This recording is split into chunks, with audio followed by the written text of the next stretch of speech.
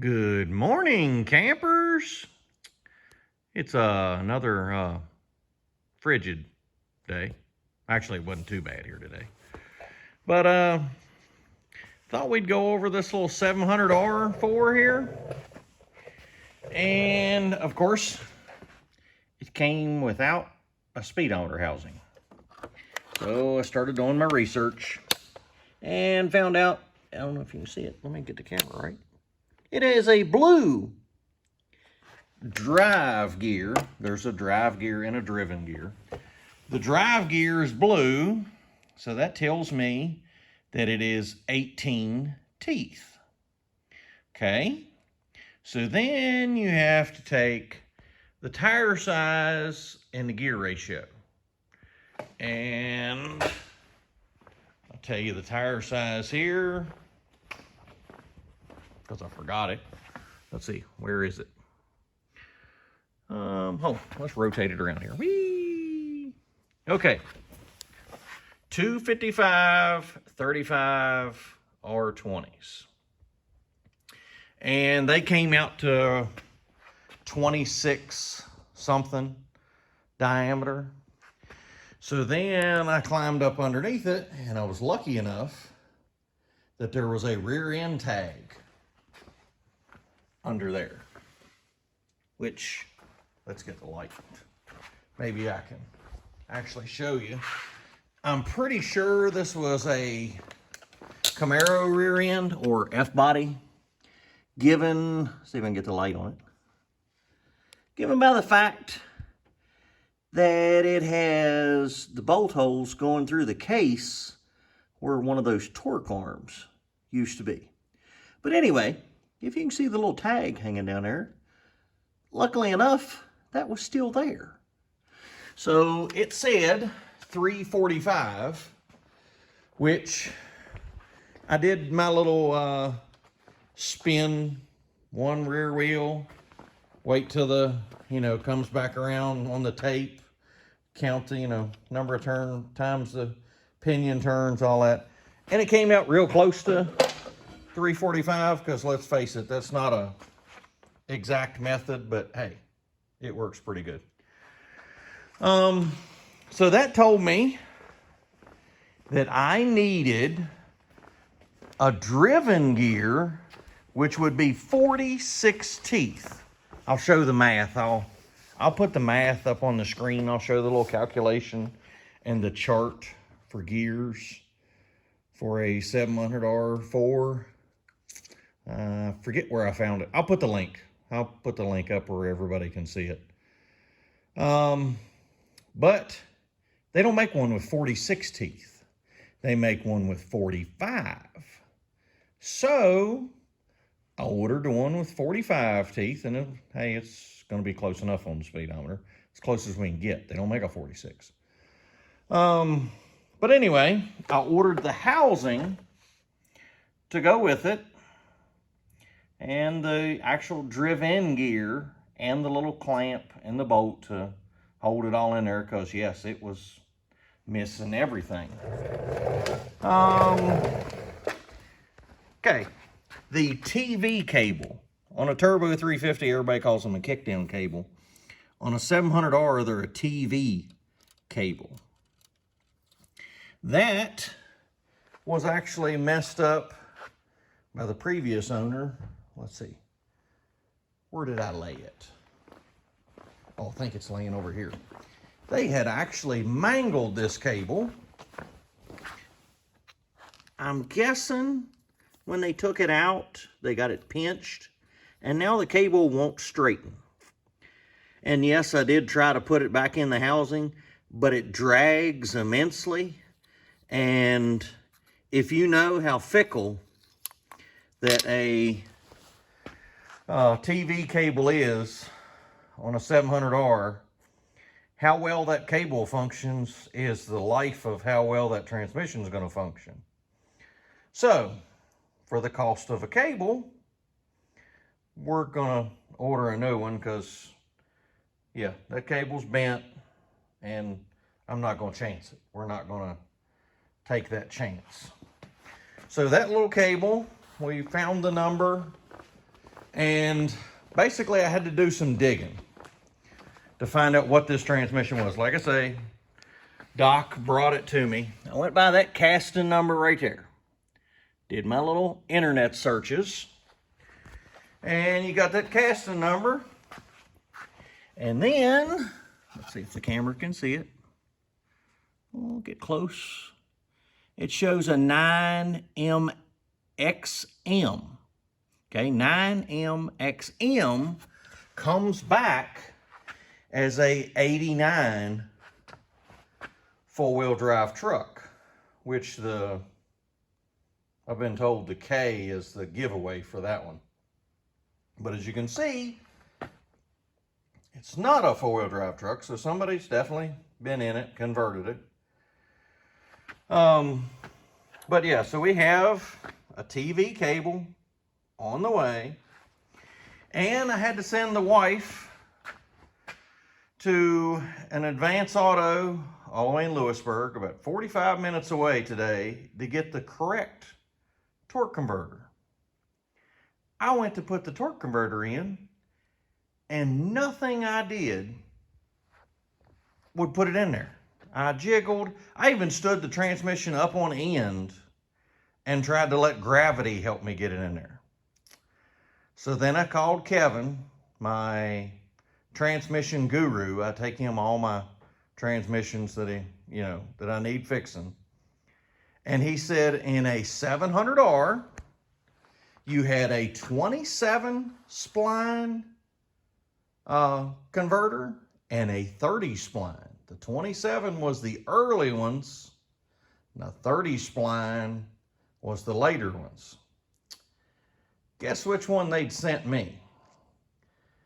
The guy had given Doc a 27 spline and an 89 transmission.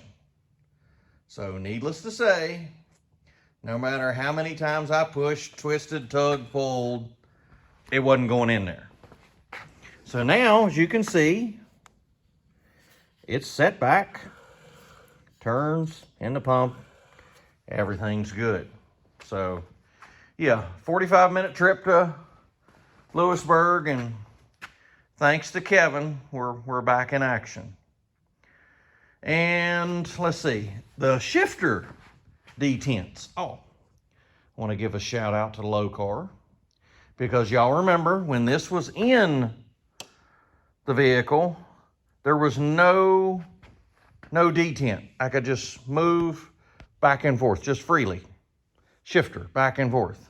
The really cool feature is there's no detent on the shifter. At any time, you can, it's a Low Car shifter. Right. It's supposed to have detents, but it doesn't. It can go to any gear at any position at any time. That's safe. Not so much. Said no one ever. And the neutral safety's not hooked up. I did look at that. Okay.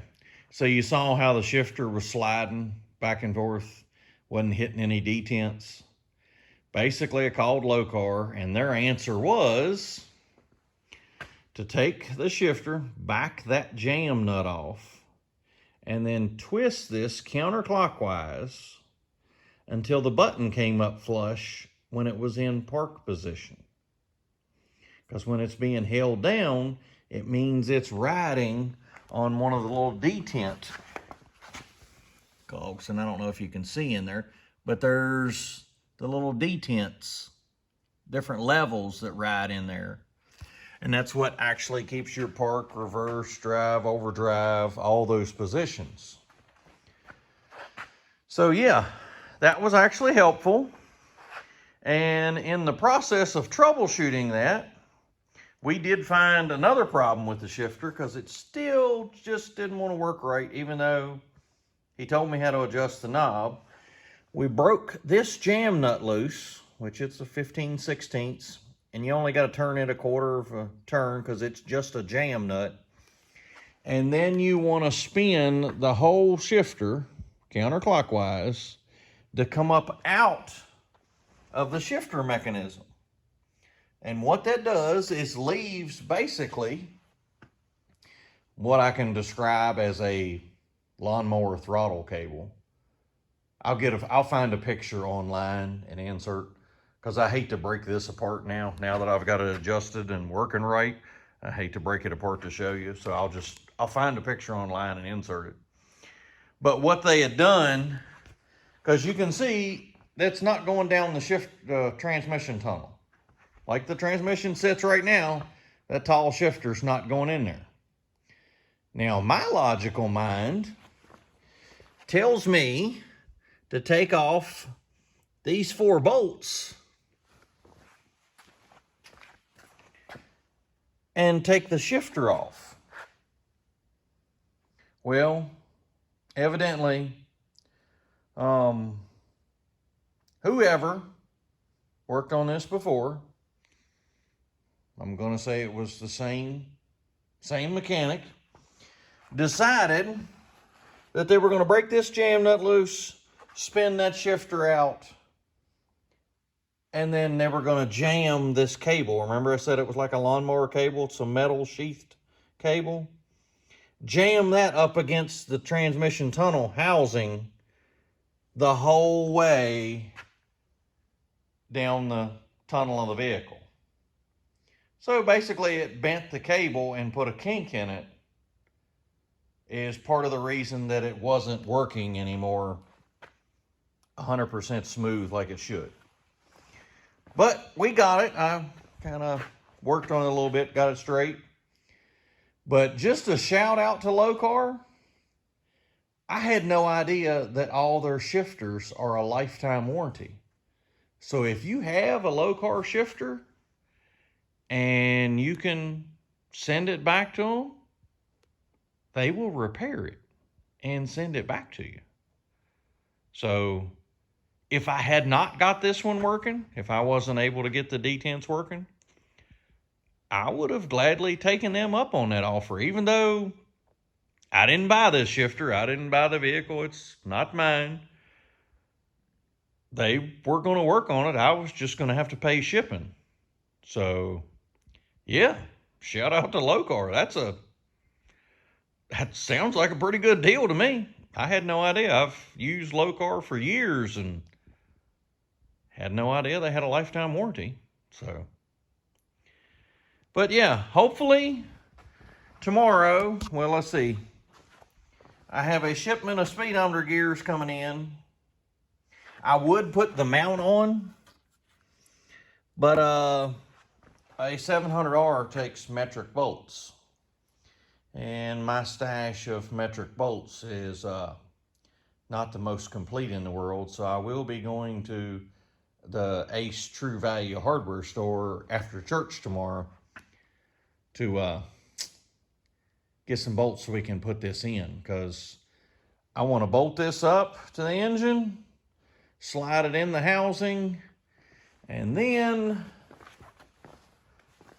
I have to rework the transmission cross member because now it's moved. The thing that we didn't cover was the difference in length. I think it's 2 3/8, or I don't know. We'll measure. I'll look that up. I'll find the difference between a turbo 350 and a 700R. I remember I was thinking it was 2 1/8, 2 3/8, something. I'll look that up. We'll figure that out. But yeah, so there you go. That is a 700R class. The best I could do for a transmission that I didn't know anything about. That I'm hoping and praying is good on the inside. So far, it has fought me every step of the way. So we're doing a lot of praying. We're just hoping it works out. So as we end every one of our episodes, thank you, Lord. Thank you for today.